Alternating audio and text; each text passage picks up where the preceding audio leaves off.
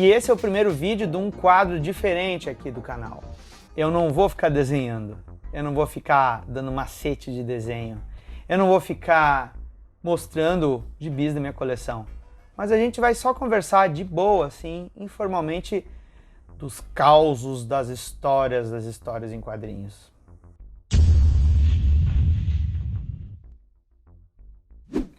Eu acho que esse vídeo tem uma história bem interessante e ele vai servir para dar o nosso ponto de partida aqui dessa série. Vamos contextualizar, né? A gente está falando aqui dos anos 30 para 40 e o quadrinho de super-herói mesmo, ele não veio a surgir de uma hora para outra nas tiras de jornal, por exemplo. Os autores de quadrinhos de super-heróis, eles eram influenciados pelos quadrinhos de aventura. Eles ganhavam as páginas dos jornais através dos syndicates, então tu tinha popstars mesmo, autores muito famosos, que tinham seu material muito reconhecido, ganhavam muito bem.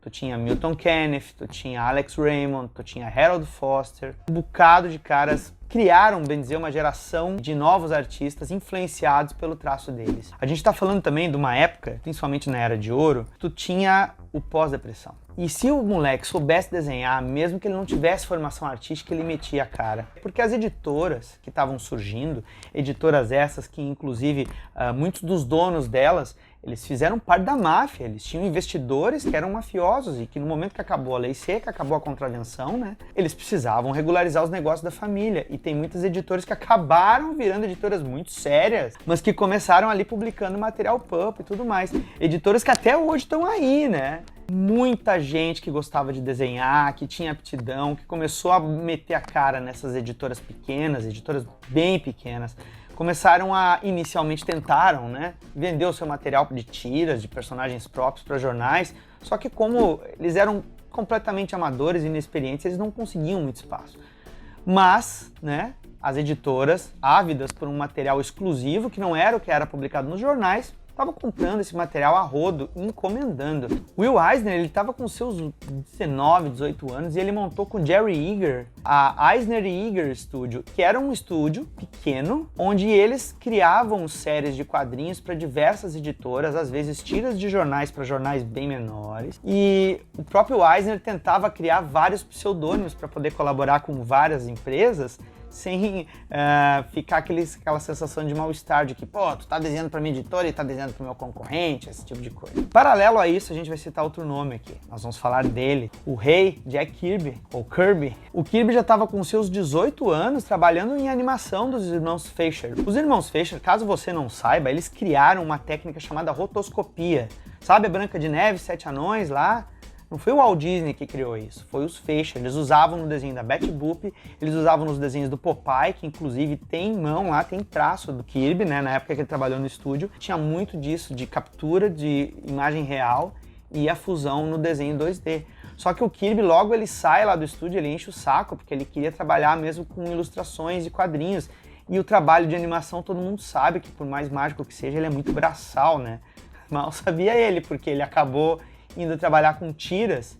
Ele vai logo em seguida para o Lincoln News, é um jornal pequeno, e ele tinha que fazer várias tiras do jornal, e ele já era muito rápido. Ele criou em torno de 6 ou 8 pseudônimos, e entre esses pseudônimos, o Jacob Kutzenberg, ele acabou descobrindo a sua alcunha definitiva, ou seja, Jack Kirby. O rei surgiu depois, né? Mas aí é outra história. A gente fala em outro momento. O negócio é que o Lincoln News ele acabou fechando e ele precisou arranjar emprego em algum outro lugar. E aí que o caminho dos dois se cruzou. E em 1938 ele começou a trabalhar no estúdio do Eisner. Curiosamente, vejam só, o estúdio do Eisner também já passou um outro cara. Até o Eisner já teve alguns papos, mas não era um cara que ele levava muito a sério. Um sujeito que disse, inclusive, que criou o Batman sozinho, mas não, ele criou com outro sujeito. A gente tá falando do Bob Kane, mas o nosso assunto aqui, no momento, é Will Eisner e Jack Kirby. Eles começaram a trabalhar juntos, né? O Eisner era o dono do estúdio, o diretor de arte, e o Eager era um investidor. Ele não era um cara que estava lá o tempo todo. Então, quem coordenava a parada era o Eisner. E dá pra se dizer que ele era um chefe muito jovem. E o que acontece?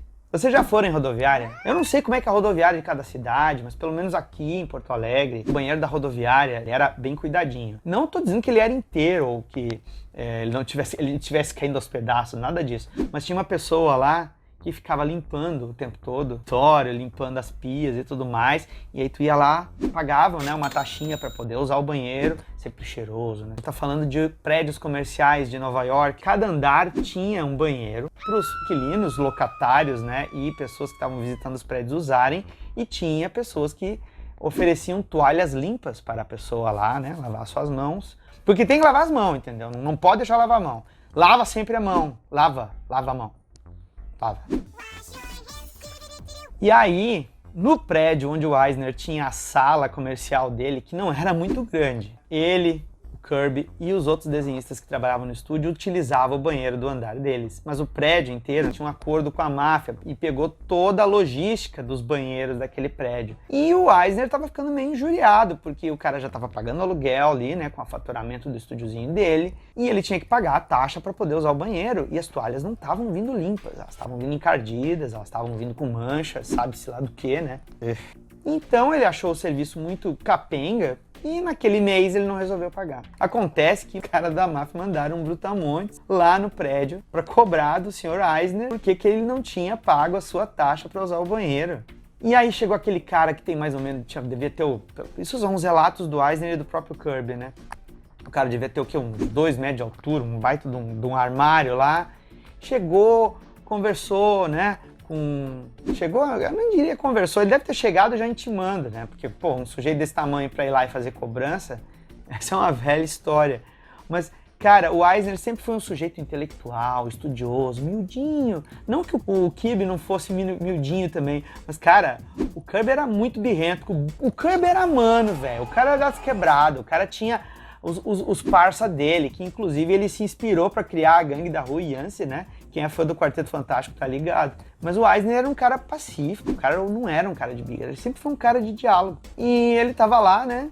Vendo aquele sujeito engrossar a voz com ele, começando a intimar ele, eu não sei a que ponto deve ter sido essa intimação. O Kirby levantou, fumava, né? Deixou o charutão dele, levantou, atravessou a sala, parou na frente do cara e disse assim: "Don't fuck with my boss". Aí o Kirby pegou e intimou o cara. O Kirby, eu sou baixinho. O Kirby, dizem que ele devia ter o quê? 1,58? Tem a altura da Amanda, eu acho, 1,55. Então, é pequenininho, sabe? Ele pegou e intimou o cara. Dizem algumas lendas de que ele deu uma bocha na cara do sujeito, né? Ele deu uma porrada e ainda falou assim: olha aí, não vem ameaçar a gente, enquanto vocês não melhorarem o serviço, a gente não paga. E o cara saiu, com o rabo entre as pernas. Aí o Kirby ainda chegou pro Eisner e falou assim: ó, se ele vai incomodar de novo, só me chamar. Aí voltou para trás da prancheta dele e voltou a desenhar. O Eisner, ele sedimentou o conceito de graphic novel, de novela gráfica, ou seja, as histórias em quadrinhos não precisavam ser só seriadas, mensais e trabalhando com tramas rápidas e para uma faixa etária específica. Ele trabalha o conceito de novela gráfica, biográfica. E numa das histórias dele, chamada The Dreamer, ou O Sonhador, ele retrata esse episódio. Mas, obviamente, o Eisner diz que não ficou com medo, que o Kirby quis ser o valentão. O Kirby já disse que ele pegou e enfrentou o cara. Quem falou a verdade ou não falou, eu não sei. O fato é que eu fico imaginando uma situação dessas, né?